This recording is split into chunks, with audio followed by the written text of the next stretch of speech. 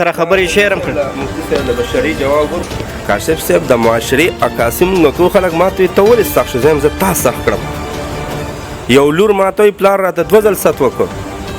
په هغه معاشره کې زه چاته محترم نشم ویلی زما سره په څنګ ناست دی مفتي محسن محمود صاحب چې السلام علیکم ورحمت الله وبرکاته شکر گزار یم خصوصا مولانا شاذیب صاحب محترم دامت برکاتهم او د نور علماء ملګرو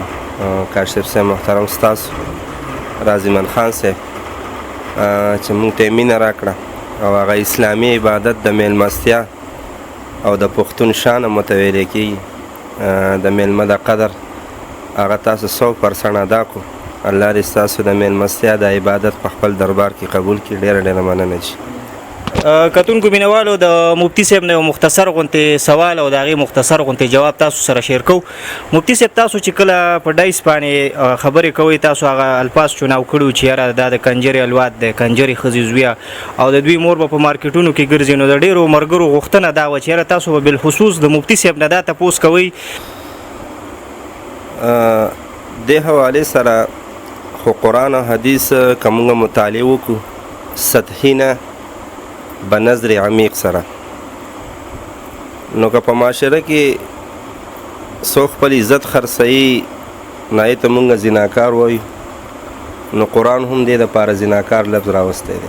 مفتي صاحب چې کوم دی د قال الله او د قال رسول الله په منځ کې داسې الفاظ د دې خلکو دپاره چناوي نو د هغې په حواله باندې تاسو سره دا چې د چا غوښتنه وه د کومو ملګرو د هغې په حواله تاسو سره هغه خبرې د ده د خولې نه شیر کوو چې د هغې موږ سره دا د هغې تشریح راکړي د هغې په حواله موږ سره خبرې وکړي چې هغه خلک چې د هغوی تورسرې سر عام د هر چا سره مخامخ کېږي نو موږ پښتو کې وایو یاره ډېر د کنجر الواد دی نو دا پښتانه هم ورته هم دقه لفظ وایي که نه وایي ورته نو ما هم هغه ترجماني وکړه د پښتو ونه چې کوم د دین هغه ټرانسلیشن کوي هغه ترجمه کوي او هم په هغه سټایل کې چې پښتانه پرې ډېر ښه پوهېږي هغه الفاظ مې استعمال کړه چې تاسو کم معاشره کې د دغې سړي دپاره یا د دغې زنانه دپاره کم لفظ استعمالوي هغه ما مې استعمال کړه خو مفتي صاحب محترم چې وګوره د حضور مبارک چې کوم په هغې په دور کې هم د جاهلیت چې کوم خو حد درجې وو نو د هغې نه خو زموږ دا چې کوم مسلمانان دي الحمدلله د نبي علیه السلام کوم امتیان دي هغه موږ فخر کوو په دې خپل امت د نبي علیه السلام په امتیانو باندې خو داسې دومره سخت او د هغوی دغه ته رسېدلي هم نه دي چې تاسو کوم الفاظ د هغوی دپاره چناوئ د دې باره کې وي د فاسق فاجر دیوس غل ډاکو سارق د الفاظ محمد رسول الله د جمع مبارک الفاظ دي هغه عربک ټرمینالوجي و دا چې کوم استعمالوم دا پښتو ټرمینالوجي ده دا تشریح ده که زه سارق لفظ وایم تا ته پته لګي سارق څوک دی څه ته وایي تا ته پته نه لګي خو که زه وایم چې غل نو تا ته پته ولګي نو سارق د عربۍ محمد رسول الله د خولې الفاظ دی زه په پښتو کې ورته غل ویم د یوس د عربۍ لفظ دی د چا چې دا خورننې تورسرې بار ګرځي نو مردان کې به هم مارکیټونه کې ایشي لون خوړ کې هم دغه چمک چلو کېږي که نه بهرحال به د یونیورسټیانو کالجونو کې هم کېږي نو دغه خلکو د دغې والدینو ته نبي علیه السلام د یوس ویلی دی موږ ته پښتو کې د اوس وایو نو صرف ترجمه ده نور پکې څه بدلون نشته دی ستاسو د خبرو دا مطلب دی چې د عربۍ چې کوم الفاظو دا کوم لفظ و هغه تاسو په پښتو کې همدې زموږ د مینوالو سره دغه کوئ چې د هغې خو مفتي صاحب د هغې بلا دا یو الفاظ بلا مهاني او بلا ترجمې نو تاسو که د هغې نه لږ شانتې مثال فریض زموږ دا کتونکي چې کوم تنقید په تاسو کوي نو هغه که تاسو داسې په دغه مؤذب الفاظو کې دغه ستایلو نو هغې به څنګه اثرات پرې وکړو د محمد رسول الله په دور کې صلی الله علیه وسلم په دور کې چې د چا نه زنا شوې ده نو هغه راغلی باقاعده د زنا اعلان کړی دی د هغې اعتراف یې کړی دی محمد رسول الله طریقه زده کړې ده چې زما نه دا غلطي وشوه زه اوس څه وکړم تاسو ته حالات د علما ناست دي او کله چې هغه یوه پکې سټون فایر شي هغه زنانه او د هغې وینه په یو کمانډر لګي هغې بده ګڼي او نبي علیه السلام وایي او کمانډر صاحب خالده دا یو ساس کې د پوره حرمینو د ګناهګارو د پاکۍ دپاره پوره دی د دې ښځې دا توبه داسې قبول شوې ده اوس هغه حالات نه دي زناګانې کېږي ښه په سوشل طریقه کېږي او د نن نه یو 4-5 ورځې مخکې جمعرات په ورځ باندې زما چې د جمعې په ورځ دا بیان راغی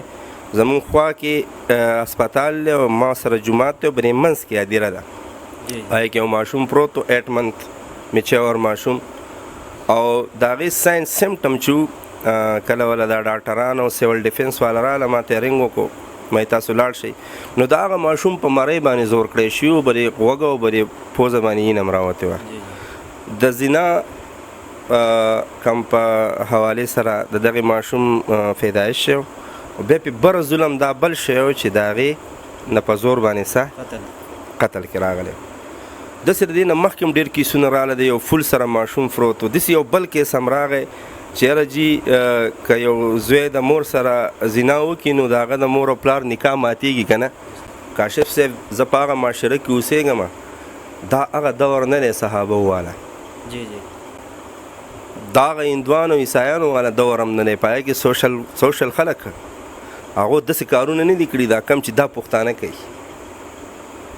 چې ته غلط استعمال هم وکړه بچی هم ډیلی ورشو شاهزیب صاحب ته وله بیا په مرۍ هم زور کوه ته د هغې نه سام وباسه او قتل یې مه کوه بیا په هدیره کې غورځولی دی هدیرې نه هم تاله څه شرم او حیا نه لري چې دې ځای ته به زه کوزېږم کاشف صاحب د معاشرې عکاسي مونږ کوو خلک ما ته وایي ته ولې سخت شو زه یم زه تا سخت کړم چې یو هلک ما ته وایي مشر ورور را باندې 2 ځله ټرای وکړه یو لور ما ته وایي پلار راته 2 ځل ست وکړو په هغه معاشره کې زه چاته محترم نشم ویلی چې څوک د خور باندې غیرت نه کوي څوک د ترور لور نه ماما لور نه حیا نه کوي پرده نه کوي په هغه معاشره کې زه چاته لړوان نشم ورکولی چمچمانو ته وایي که تاسو ته بل څه دی لولیپاپې دا د لولیپاپو خلک نه دی هم دقه شان به د دوی سره مخامخ کېږي د دوی د ګندګو هغه تدارک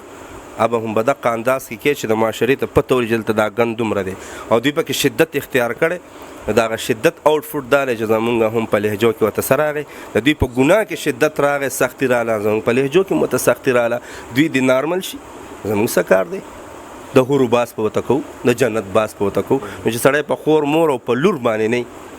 نو کاشفه ما له د هغې دپاره درخواست مه کوه دا کم خلک چې اعتراض کوي دوی ته اولنی زما ریکوست دا دی چې خویندو ته هم ټوپۍ بورقې ور په سر کوي خپلې خویندې میندې او د ترونونه د کالجونو یونیورسټیانو د مخلوط ماحول نه بچ کې بیا وروسته راځئ بیا به زه ستاسو خبره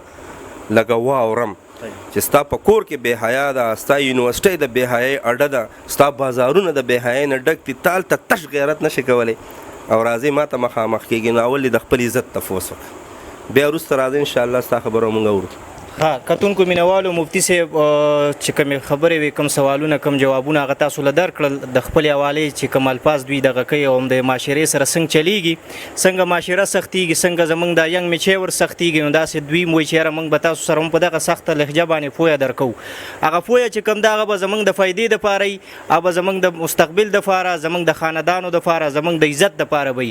او بیا بالخصوص یو مفتی صاحب دی ما ته نوم یې نه اخلم په خپل دغه باندې وضاحت نه کوم کوم مفتی صاحب چې ما نه غوښتنه کړې وه د مفتی صاحب په حواله باندې او د هغې جواب تاسو ته میلاو شو مفتی صاحب هغه مفتی صاحب ما سره خبرې شیر هم کړ مفتی صاحب له بشري جواب هغې کې کاشف صاحب ډېر زه انکر چې د هغوی په خبره کې چې څوک راودانګي ډېر بد لګي خو بهرحال زما مزاج داسې دی نو تاسو به خفه کېږئ نه ستا خبره مې کټ کړه آی ایم سوري فار دیټ علما طبقې ته دا ویل غواړم چې اول د محمد رسول الله په سټیج باندې د بیان هغه انداز وګوري چې په روایاتو کې څنګه راغلی دی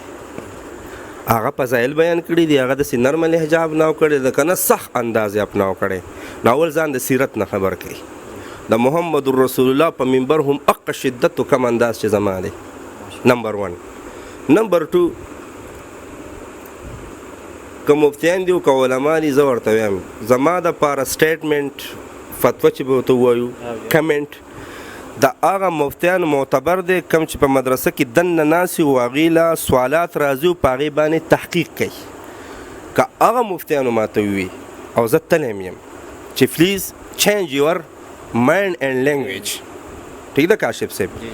کوم چې په دارالعلوم کې دننه ناستي په شیرګړ کې په کوړي کې ناستي په پېښور کې ناستي د هغو کاردار استبداء هغوی ته سوال راتلل او د هغې جواب تحقیق کول زما په شان د کوټې دننه او د حجرې دننه ناست مفتي نه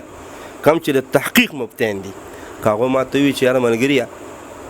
ستا دا سیټ اف دا سټایل اف سپیچ لینګویج دا اکارډینګ ټو شریعت دا صحیح نه دی ما په هغه ټایم پرېښی خو الحمدلله که هغه د کراچۍ مفتیان دي کم چې ریسرچ والا عام نه ګوره بس خور سړی مفتی دی کېدای شي کراچۍ پته ډبل مفتی اوس خور سړی مفتی دی بس فتوی ورکوي نو د هغه محققینو زما دپاره فی الحال د هغوی نتیجه د تحقیق دا ده چې ستا د الفاظ داسې نه دي چې الله دې پرې راونیسي محمد رسول الله درنه پرې خفه شي صلی الله علیه وسلم کله ماته د خپلو اکابرو نه محققینو نه د ریسرچ سکالر مفتیان چې ورته موږ خپل ټرمینالوجي کې ژبه کې وایو هغوی ماته په دې حوالې سره ووي زه په خپله د هغوی سره په رابطه کې یم نو انشاءالله کاشف صاحب بیا به تاسو داسې